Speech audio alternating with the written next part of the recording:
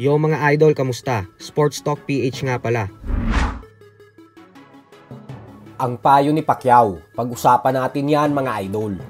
Ngunit bago ang lahat ay huwag kakalimutang mag-subscribe at i-click ang notification bell button for more sports talk. So hindi nga po natin may kakaila na talagang seryosong-seryoso din si Eman Bacosa sa kanyang pagboboxing, kung saan madalas itong sumama sa kanyang ama na si 8th Division World Champion Manny Pacquiao sa pag-eensayo upang samantalahin ang pagkakataon na matuto at madagdagan ang kanyang mga kaalaman. At nitong linggo nga lamang po ay muli itong nag-trending matapos makita ang video na napahalik at napayakap si Bacosa nang dahil sa mga payo sa kanya ng kanyang ama.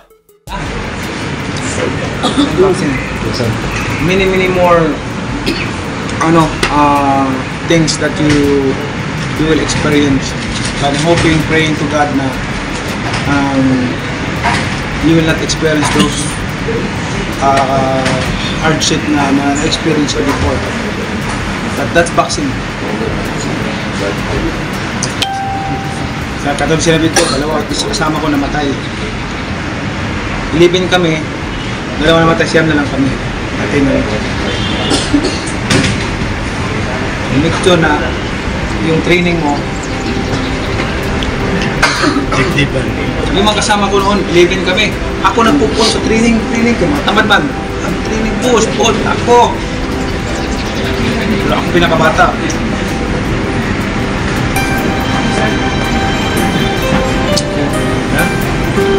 Ayaw ka ng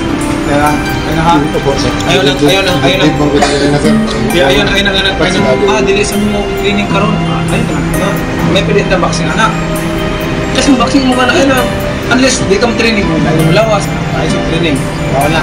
Pero kung ay sa training kahit murag busy man mi karon dili pwede sa boxing.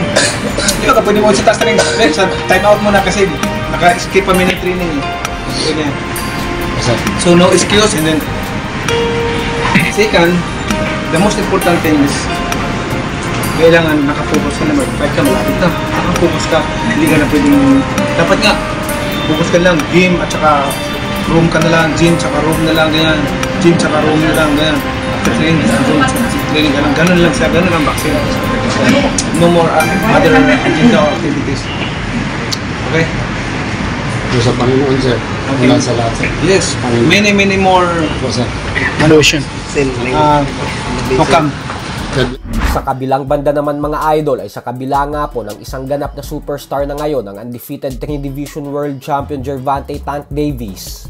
Nang dahil isa siya sa pinakasikat na boksingero ngayon at may kakayahang magbenta ng matataas na pay-per-view buys, ay tila hindi pa din nga po ito sapat upang mapabilib ang kapwa niya 3 Division Champion and former pound-for-pound king na si Vasily Lomachenko. Banat po kasi ni Lomachenko na kailanman umano ay wala pang nakakalaban si Tank Davis na bigating boksingero. Hindi niya pa daw ito nakikita na nakipagtuos sa mga kapwa niya malalakas.